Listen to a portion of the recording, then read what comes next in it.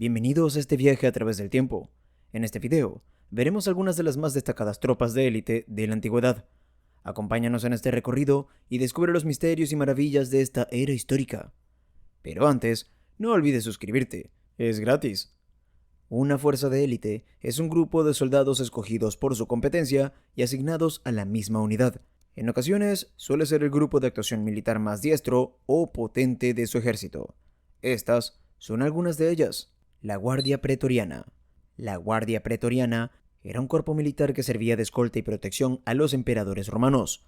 Antes de los emperadores, esta escolta ya era usada por los líderes militares desde la época de los Escipiones alrededor del año 275 a.C. Los miembros de la Guardia Pretoriana estaban entre las más diestras y célebres fuerzas militares de la historia antigua.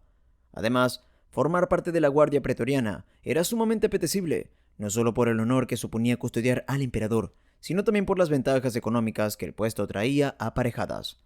El sueldo de los pretorianos era el más elevado de todas las unidades del ejército romano. A finales del gobierno de Augusto, la cantidad base anual ascendía a 3.000 sestercios, mientras que un legionario cobraba 900. Para pertenecer a la Guardia Pretoriana, tenían que pasar las pruebas de selección del ejército y generalmente ser de clase alta, hijos de patricios o senadores, o estar muy recomendados dentro del ejército. En las campañas militares, los pretorianos mantenían las mismas formaciones que el ejército romano. Ya en el año 68 se les empezó a enviar al campo de batalla y lograron destacarse en la primera batalla de Bedriacum bajo el mando de Otón. Los emperadores Domiciano y Trajano mandaron a la guardia que luchara en las guerras que tuvieron lugar en Dacia y Mesopotamia, mientras que Marco Aurelio los utilizó para su campaña del Danubio. Durante el siglo III, los pretorianos asistieron a los emperadores en sus diversas campañas militares. En el año 306, Magencio, el emperador romano de Occidente, fue ignorado en la línea de sucesión como emperador y, como resultado, el ejército se movilizó el 28 de octubre y lo instaló como emperador de Italia. El César Severo II, por orden de Galerio, intentó suprimir la guardia, pero el resultado fue una rebelión de los pretorianos, quienes acabaron uniéndose al ejército que comandaba Magencio. Cuando Constantino I inició la invasión de Italia en el 312, su ejército se enfrentó a las fuerzas de Magencio en la batalla del Puente Milvio. Una vez que Constantino derrotó a Magencio, se deshizo de los pretorianos, que habían compuesto gran parte del ejército derrotado. Los soldados de la guardia fueron enviados a diversas partes del imperio y se demolieron los castra praetoria. La edad de la guardia, que duró unos 300 años, llegó a su fin el día en el que el susodicho fuerte fue demolido por orden de Constantino. Falange Macedonia. La Falange Macedonia era una formación de infantería creada y usada por Filipo II y más tarde por su hijo Alejandro Magno en la conquista del Imperio Persa. Esta formación predominó en las batallas durante el período helenístico hasta ser reemplazada por las legiones romanas. Fue elevada al cenit de su efectividad por Alejandro y en el mundo griego se le consideraba un sistema de combate invencible. Filipo tomó la falange de la siguiente manera. La dotó de piqueros ligeramente protegidos, cuya arma principal era la zariza. Esta era una larga pica que portaban todos los falangistas. Tenía una longitud de 5 a 6 metros de media y llevaba en las extremidades puntas de bronce. La extremidad inferior tenía añadidos 4 topes para plantarla en el suelo y poder soportar una carga de caballería. Debido a su longitud, la zariza estaba dividida en 2 partes que había que unir antes de la batalla. Si te está gustando el video, no olvides darle like y suscribirte. El escudo o plita fue reemplazado por un modelo más pequeño que se llevaba colgado del brazo. El casco era de hierro y el modelo más común era de forma cónica, cuya punta era redondeada e inclinada hacia el frente. Para el combate cuerpo a cuerpo, el armamento se completaba con una espada corta de hierro, aunque los falangistas también portaban una pequeña daga como arma secundaria. En total, un cuerpo de falange completa contaba, por tanto, con 16.384 falangistas, a los que debían sumarse los heraldos, señaladores y trompetas de cada sintagma. Los espartanos. El ejército espartano era una de las más importantes fuerzas militares en la historia de la antigua Grecia. El ejército constituía el pilar principal del Estado espartano, en el cual la primera y principal obligación de sus ciudadanos era convertirse en buenos soldados. Los soldados espartanos eran los más disciplinados, entrenados y temidos de la antigua Grecia, y en los momentos de mayor apogeo de Esparta, entre los siglos 6 y 4 a.C., era común en Grecia afirmar que un soldado espartano valía lo que varios hombres de cualquier otro estado. Los espartanos usaban el mismo equipamiento típico de los hóplitas de la antigua Grecia. Las marcas distintivas de los espartanos eran su túnica y su manto, de color carmesí, así como el pelo largo que los espartanos mantuvieron durante mucho tiempo. Para los espartanos, el pelo largo era símbolo de hombre libre. El ejército completo de Esparta era dirigido oficialmente en la batalla por los dos reyes. En un inicio, los dos reyes acudían al mismo tiempo a la batalla y dirigían las operaciones bélicas desde la vanguardia, pero a partir del siglo VI a.C. se decidió enviar solo a uno, permaneciendo el otro en la ciudad. Los reyes iban acompañados por un selecto grupo de 300 hombres que componían la Guardia Real y que recibían el nombre de hipeis o caballeros. A pesar de su título, se trataba de hoplitas de infantería. Un ejemplo de hipeis eran los 300 soldados que acompañaron al rey Leónidas I en su famosa batalla contra los persas en las Termópilas. Guerreros jaguar aztecas. El guerrero jaguar era el miembro del ejército mexica que servía en el mismo como soldado profesional dentro de las fuerzas del mismo imperio, y una de sus particularidades reside en que todos los guerreros jaguar pertenecían a la clase baja. El motivo de su vestimenta fue debido a la creencia de que el jaguar representa a Tezcatlipoca, dios del cielo nocturno. Los aztecas también llevaban esta vestimenta en la guerra, porque creían que las fuerzas del animal se les darían durante las batallas. Los guerreros jaguar eran diestros en el manejo de todas las armas, además de dominar a la perfección el combate cuerpo a cuerpo. Estos estaban equipados con una armadura ligera, macuahuitl, que era una especie de masa con filos de obsidiana, y daga. Su mayor y más temido poder radicaba en su velocidad para atacar y valentía en la batalla. Se decía que un solo guerrero jaguar era capaz de enfrentar a 3 guerreros al mismo tiempo. Fueron muy temidos en batalla y en muchas ocasiones fueron decisivos, incluso definiendo conflictos sin pelear, ya que su simple presencia desmotivaba al enemigo a pelear. Genízaros. Los genízaros eran soldados de infantería con alto nivel de entrenamiento del Imperio Otomano. Entre sus muchas misiones se destacaba la de ser los encargados de la custodia y salvaguarda del sultán otomano, así como de las dependencias del palacio imperial. Eran considerados la guardia personal del sultán.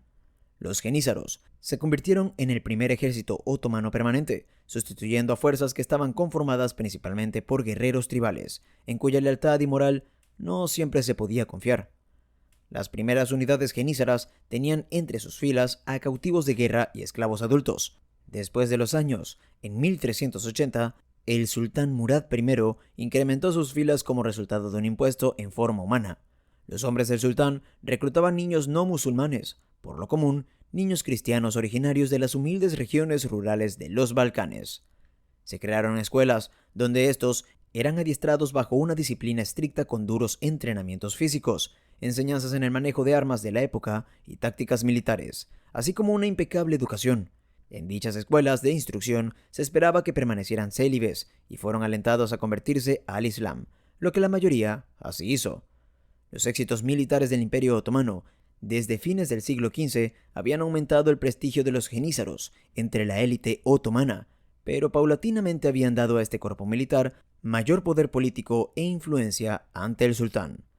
Ya en 1826, tras décadas de ineficiencia en combate y abusos de influencia política, mezclados con indisciplina y ambición, los genízaros se habían convertido en un problema para el gobierno de un modo parecido a la corrupción de los pretorianos de la antigua Roma, y fueron disueltos a la fuerza por el sultán Mahmud II. Samuráis. Los samuráis fueron una élite militar que gobernó Japón durante cientos de años.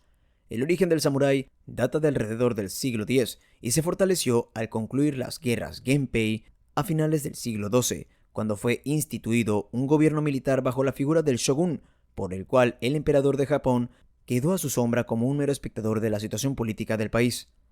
Hasta mediados del siglo XVI, la organización común de un ejército samurái fue casi la misma: ejércitos de lanceros y arqueros samuráis a caballo, y al término de las campañas, el ejército se disolvía, y la gran mayoría de los ashigaru, o soldados rasos milicianos, y algunos samuráis regresaban a sus labores de campo. No fue sino hasta el periodo Sengoku en que algunos daimyo, o señores feudales con suficientes recursos mantuvieron un ejército estable y buscaron un grado de especialización en el ejército, incluyendo la infantería. Fue entonces cuando se le dio más importancia a la espada como arma ideal para la defensa interior de palacios y castillos.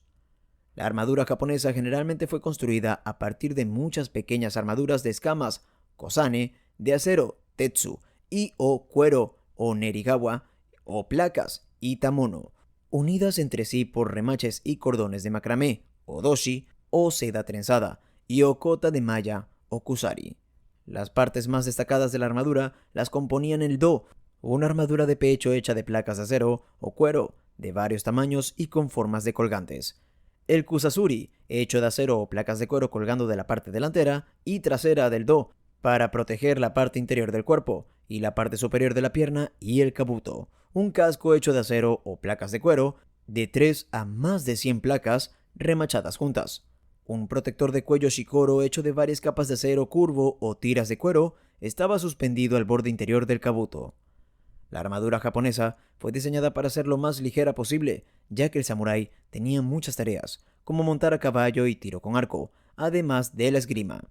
Históricamente, la imagen de un samurái estuvo más relacionada con la de un arquero a caballo que con la de un espadachín, y no fue sino hasta que reinó una relativa paz que la espada adquirió la importancia con la que se le relaciona actualmente.